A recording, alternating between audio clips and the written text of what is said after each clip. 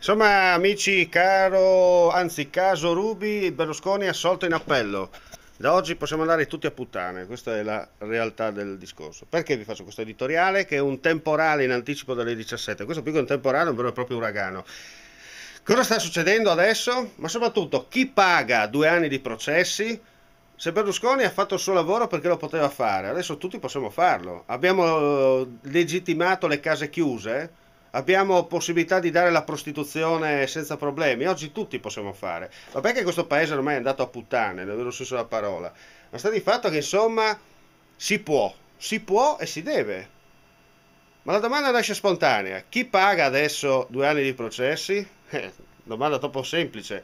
Ti piace vincere facile, nel senso che pagheremo noi, normale, perché chi la prende nel posto siamo sempre noi. Ciao, alla prossima.